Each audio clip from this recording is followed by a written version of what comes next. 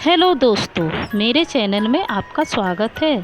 आज हम कहानी दासी के बारे में जानेंगे। इस कहानी के लेखक जयशंकर प्रसाद जी हैं। लेखक का परिचय। श्री जयशंकर प्रसाद का जन्म काशी के एक प्रतिष्ठित वैश्य परिवार में सन 1889 ईस्वी में हुआ। इनके पिता का नाम श्री देवी प्रसाद था, जो तंबाकू के प्रसिद्ध व्यापारी थे। इनका परिवार सुंगनी साहू के नाम से विकायत था। बचपन में ही इनके सिर से पिता का साया उड़ गया। इनकी प्रारंभिक शिक्षा घर पर ही हुई। इन्होंने अंग्रेजी, संस्कृत, हिंदी, उर्दू, फारसी भाषाओं का गहन अध्ययन किया। सन 1937 ईस्वी में 48 वर्ष की अल्पायु में ही इनका निधन हो गया। रचनाएं। प्रसाद जी बहुमुखी प्रतिभा के धनी थे। इनकी रचनाओं में अजातशत्रु, चंद्रगुप्त, ध्रुवस्वामिनी, इनके प्रसिद्ध नाटक कंकाल, तितली, उपन्यास, काव्य और कला, निबंध, कामायनी, आंसू, लहर, झरना, काव्य तथा आकाशदीप, इंद्रजाल, आंधी और छाया कहानी संग्रह है। भाषा शैली। इनकी भाषा शैली की विशेषता है कि वह तत्सम शब्दावली से युक्त संस्कृत निष्ठ खड़ी बोली है। इनके गद्य में भी काव्य जैसा आनंद आता है। कहानी का परिचय। दासी शीर्षक कहानी ऐतिहासिक परिप्रेक्ष्य में लिखी गई है। कहानी में मानव हृदय के दम एवं संवेदनाओं को अत्यंत सूक्ष्मता एवं कुशलता से प्रभावशाली ढंग से उजागर किया गया है।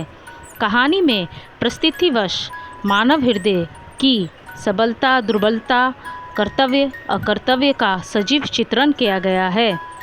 कहानी का अंत अत्यंत मार्मिक है। कहानी का सार। बलराज एक वीर जाट था, जिसने तुर्क सुल्तान महमूद की ओर से जिहुन के किनारे सिलजुकों से युद्ध किया था।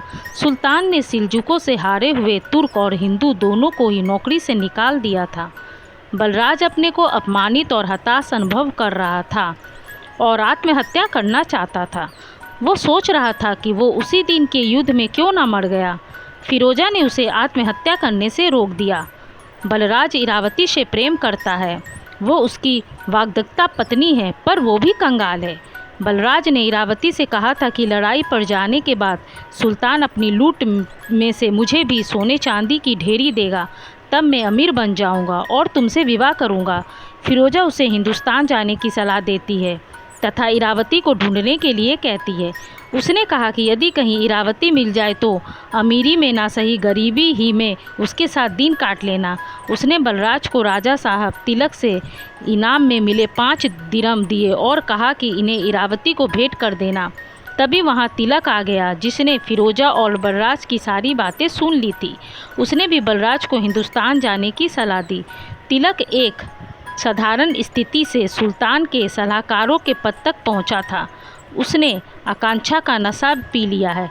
तिलक ने बताया कि कुछ विद्रोही गुलाम अहमद नीला लतगिन के पास लाहौर जाने वाले हैं, तुम भी उन्हीं के साथ चले जाओ। तिलक सुल्तान महमूद का बहुत विश्वसनीय कर्मचारी था। तिलक ने फिरोजा से भी पूछा कि क्या वो अहमद के पास हिंदुस्तान जाना चाहती है। वो अहमद से प्यार करती थी। अहमद ने हिंदुस्तान जाते समय राजा साहब से कहा था कि वो 1000 सोने के सिक्के भेज देगा, तब तुम फिरोजा को छोड़ देना और यदि वो हिंदुस्तान आना चाहे तो उसे भेज देना।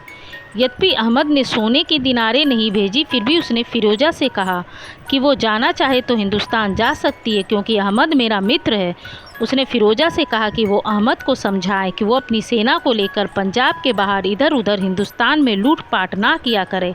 मैं कुछ ही दिनों में सुल्तान से कहकर उसे खजाने और मालगुजारी का अधिकार दिला दूंगा। दरबार में इस गर्मा गर्मी है कि अहमद की नीयत खराब है। कहीं ऐसा ना हो कि सुल्तान मुझे ही इस काम के लिए भेजे। मैं हिंदुस्तान नहीं जाना चाहता, क्योंकि मैंने अपनी बहन इरावती के बारे में बरसों से ये जानने की चेष्टा भी नहीं की कि वो जिंदा है या मर गई। अपनी आकांक्षा में अपनी जन्मभूमि हिंदुस्तान तथा अपनी बहन इरावती को भुला बैठा। फिरोजा ने उत्तर दिया कि वो हिंदुस्तान जाएगी और इरावती को खोज निकालेगी। बलराज किसी भी प्रकार से एक बार इरावती को देखना चाहता था। उसने मंदिर में प्रार्थना की, देव, मैंने अपने जीवन में जानबूझकर कभी कोई पाप नहीं किया है। गजनी के सुल्तान की नौकरी वो मेरे वश की बात नहीं थी। एक बार अपनी प्रेम प्रतिभा का दर्शन कृपा करो, मुझे बचा लो।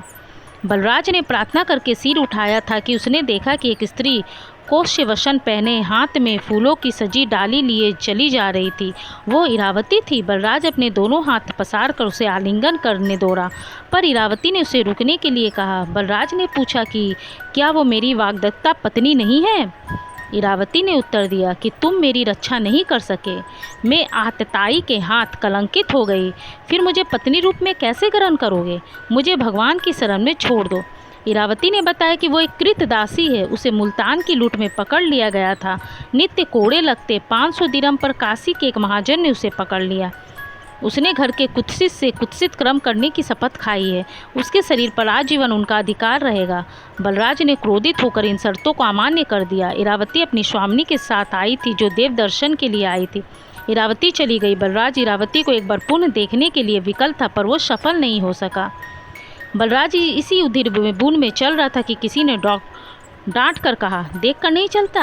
बलराज ने चौंक कर देखा कि घुड़सवारों की लंबी पंक्ति, जिसमें अधिकतर अपने घोड़ों को पकड़े हुए पैदल चल रहे थे। एक अश्वारोही ने उससे पूछा, बनारस कितनी दूर होगा? मुझे नहीं मालूम, बलराज ने उत्तर दिया। बात बढ़ गई। पहले अश्वारोही ने कहा, पकड़ लो इसे। वो नियालतगिन था। उसे बलराज को इस हाल में देखकर आश्चर्य हुआ।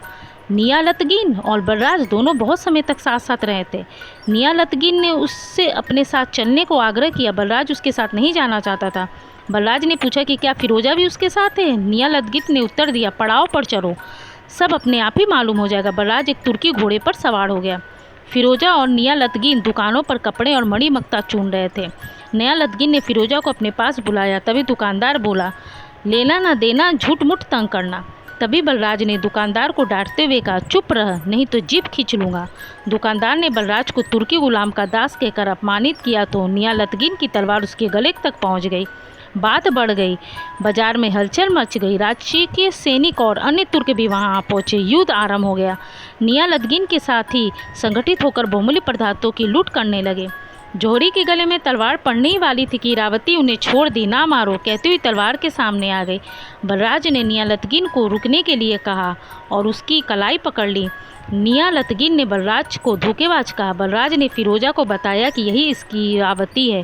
फिरोजा बलराज और इरावती को लेकर चलना चाहती थी। नियालतगिन घर के दूसरे दरवाजे से इरावती को लेकर चल दिया।